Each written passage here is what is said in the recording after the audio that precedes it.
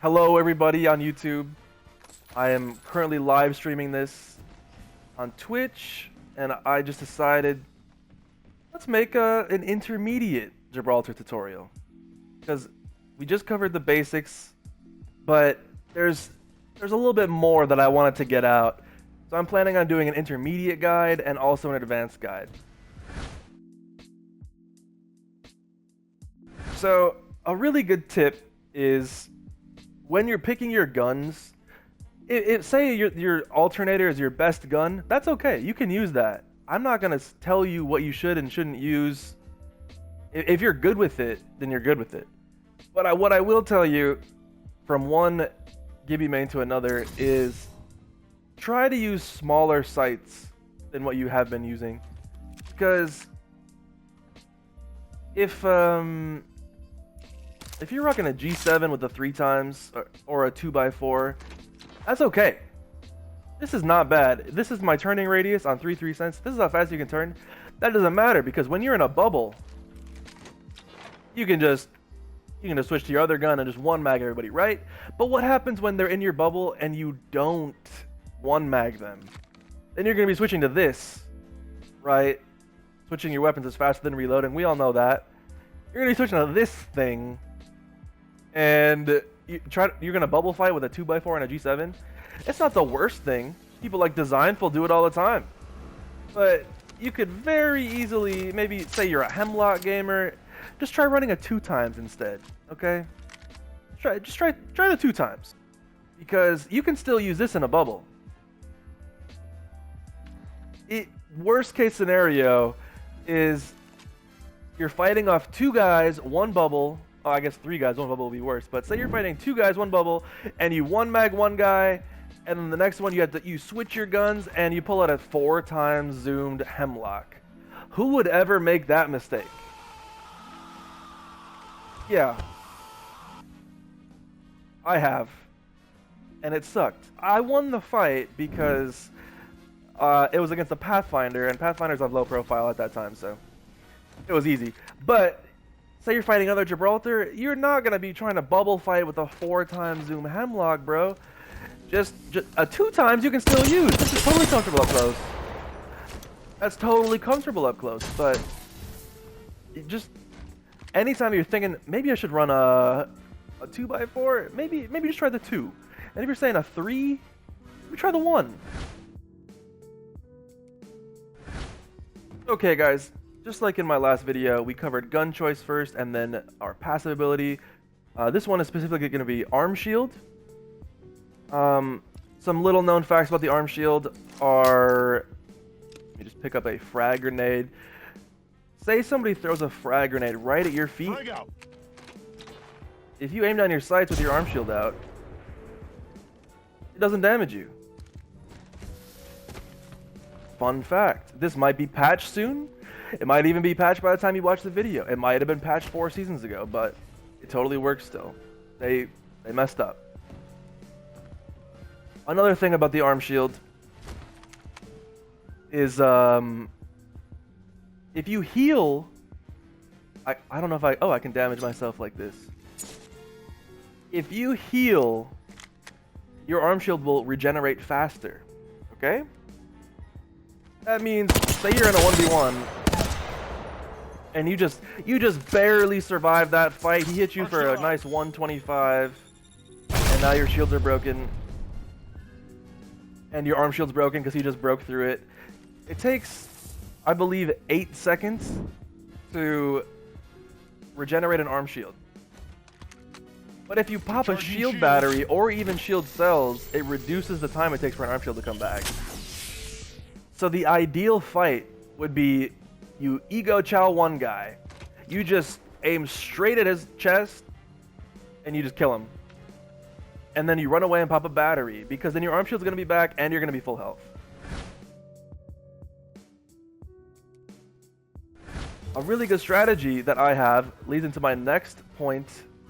It's a technique I have called the bubble bat. Okay?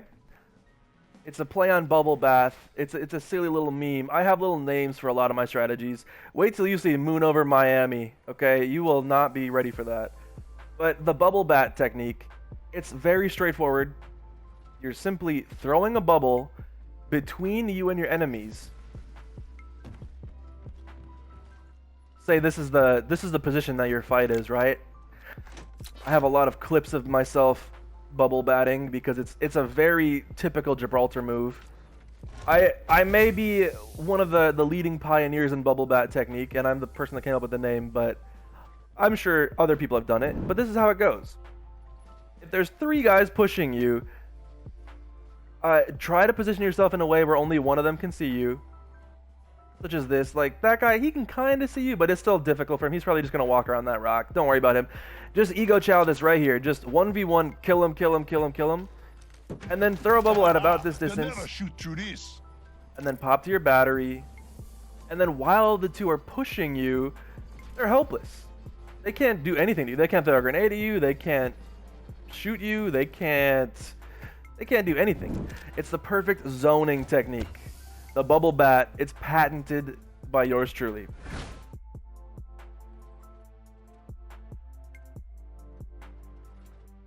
The best strategy, I can't show you against training dummies. Luckily, I have wonderful clips that show off this ability. The goal is, if you're in the bubble and your enemies are out of the bubble, they can't shoot you. Okay? If you're out of the bubble and they're in the bubble, they can't shoot you. If there's 2 enemies outside the bubble and you're in the bubble, they can't shoot you. It seems very rudimentary, yes, but it's the basic principle behind bubble dancing, okay? Bubble dancing is how all great Gibraltars survive. I am pretty good at it. I wouldn't give myself the best rating. Obviously, there's people like, well, I don't want to name any names, but there's good PC ranked players that live and die by bubble dancing. I live and die by bubble dancing because I'm a notorious Gibby main, but I don't really play with I don't play with people like Imperial Hal and Snipe Down. Okay, they take it a little more seriously than I do. When I bubble dance, I have my own. I dance to my own beat, if you know what I'm saying. I just bob and weave.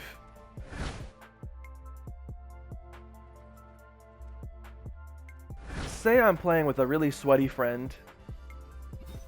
What you can do is a technique patented by an old friend of mine. It's called shake and bake. Okay, we got the shake and bake technique. You throw your bubble down, and if the enemies are looking at you, you stay in the bubble. And if the enemies are looking at your opponent, you pop out of the bubble and you start shooting them. It's super basic and straightforward, but it's a technique that we learned from Army of Two, just drawing aggro versus being more passive. It's a great strategy, and you should always do this. Whether your teammate's good or bad, it doesn't matter. It doesn't matter if you're playing with a level 1 or if you're playing with Imperial Hal. If your enemies are shooting at you, just stay behind cover, because that's a good thing. That means if this person right here is aiming at me and my teammate's over here, you can just shoot him. My teammate can just shoot the enemy because his focus is on me. He's out of position, he's displaced, just trying to kill me. As long as I don't leave my bubble, they can't hurt either of us. But as soon as I see them reload and start target acquisitioning my teammate, then I poke out and I kill him. The shake and bake technique, alright? In addition to the shake and bake technique, a strategy that I usually do is whenever I'm playing with a really good player, good players is subjective, yes. But there's something that most of them have in common. However you define a good player, unless you're defining me as a good player, then I break the mold, is good players like to get kills, okay? Good players want you to weaken enemies for them so you can kill them. And that's not them taking advantage of you, that's just simply they're more aggressive, They're quote unquote good. They want kills. More kills means gooder, right? Forehead. Well, a strategy that I do, and my teammates love me for this, is I space out my enemies. I space out my enemies because if I'm playing, just insert sweat here, insert sweat right over there, and he's 1v1ing that guy, he can probably win that, okay? Because, you know, you're playing with your trusted friend. This is for all you guys out there. It doesn't have to be the best player on console. It can be just your friend that you trust. Regardless of their highest damage game, that doesn't matter. Just somebody you trust. If they can win their 1v1, then you put that faith in them and you help them not fight a 3v1. Worst case scenario, all three enemies are shooting your teammate at the same time and he dies, right? Or maybe she dies. I don't know. Maybe you're playing with a girl, whatever. Maybe she dies. What you want to do is, without risking your own life, just distract the enemies by either doing damage or downing one. That would be, I mean, that would be ideal. Just get in the fight. And this does not mean that you have to draw aggro like the shake and bake technique. Just simply do some poke shots like this. Just simply break one of their shields. Because now this person right here, they're either going to push you with 100 health, which hopefully you can one mag, depending on your level of skill.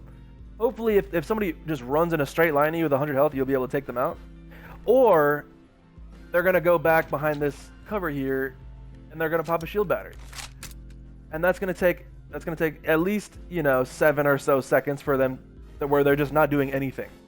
They're running behind cover, popping a battery, and then they come back out. That's 7 seconds that you just bought your teammate to win his 1v1 and pop a shield battery. And you only shot like 7 shots. You didn't do anything. You just barely helped at all.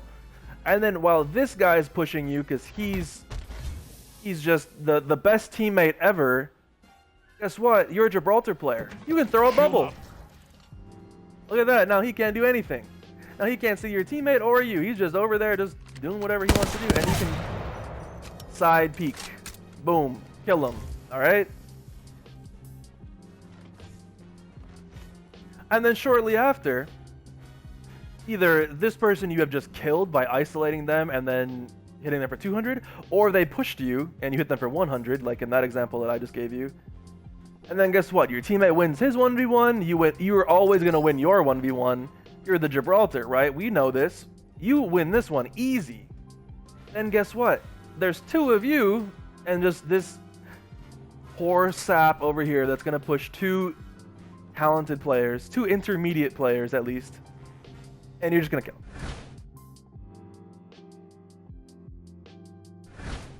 Right, so there's 2 ways to win a fight as Gibby. You can be extremely aggressive or more patient. You can be as aggressive as you want, but when you're doing that, if you're not hitting all of your shots and the first guy breaks your arm shield and your shield, this guy only has to hit you for 100 and you're probably going to lose unless you're extremely, extremely aggressive. But if you're patient, then you get your arm shield back.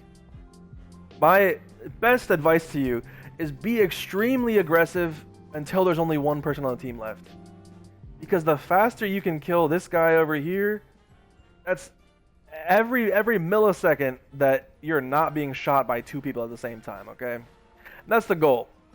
If you can just really quick just snap on this guy, really quick get him out of the fight, and then it's a fair 1v1, you're going to be in a much better position than playing patiently against 2 people and bubble dancing against 2 different people at the same time.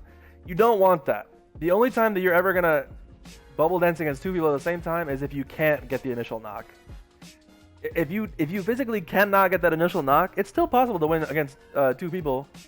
I do it all the time. But you have to get pretty lucky, and you have to have the right guns, okay? So, like I said, you be as aggressive as possible. You just, say in a 2v1 situation, you do everything you can to kill this person. Or maybe this person. It doesn't matter which one. If you're a number 1 or number 2, that's fine. Just do everything you can to get that initial knock. That's the most important advice I have in this whole video. Get that knock. And if your bubble's down already, that's okay. Just use it to the best of your ability. Space out your opponent. Heal up. If you haven't thrown your bubble yet, you win. That's a guaranteed win right there. Say you get that initial knock, all you gotta do is just say throw your bubble right about here. Shield out. And now look, you can just poke right here, pop, and that's cover.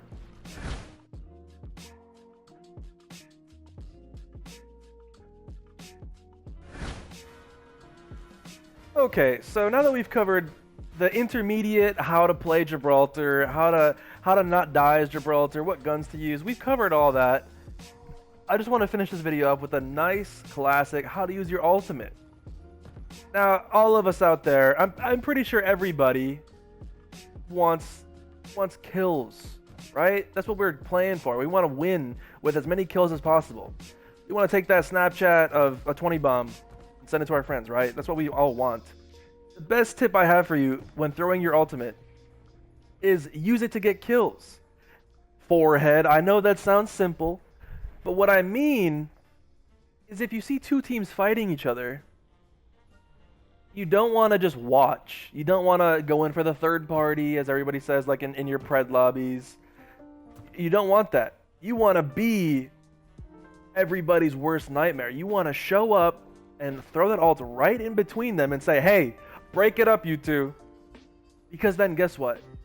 That's 6 kills you can get. If you break up their little scrap, they're just out in the open, they're just all shooting each other, and you throw that ult, everybody's going to run away because they all know what death from above looks like. You break up that fight, and then you can just kill them like some sort of vicious serial killer, just systematically, because they're all going to be hurt. They're all going to be distracted. One's going to be healing. One's going to be reviving. It's the perfect third-party device. And with that ultimate ability, say you are fighting a squad of 3, and it's just you. You're just a solo Gibraltar, just trying your best. You're just trying your best, and you kill a guy, you get that 1 mag, and you look to your right, and you see 2 menacing, pred-looking monsters just running straight at you. A really good strategy, instead of fully committing and throwing your bubble on this person to thirst him and grab his armor swap, like I mentioned before, just throw your ultimate at him, and that will cause chaos in their comms. It'll cause chaos in their line of thinking. The ultimate, it might thirst the guy, it might hit him for 80, it might stun one. It will never hurt you to throw your ultimate as long as you're not standing in it. Because if you get 1 hit on someone, they're slowed. And if they are slowed, you should be easily 1 mag on that person. Best case scenario, it slows one, and it thirsts the down guy for you. And then it's a simple 1v2 where the guy's already hurt. Okay guys, that's it for my tips on my intermediate video. If there's anything that you guys are curious about, please stay tuned for my advanced tutorial coming out soon. I'll be covering how to 1v3, how to not let down your teammates, when to heal, when to push. Really a lot of teamwork oriented tips. And if you guys have any questions about gibby strategies at all, please just ask me in the comments and I'll respond to you directly. I got you. Have a good one, guys.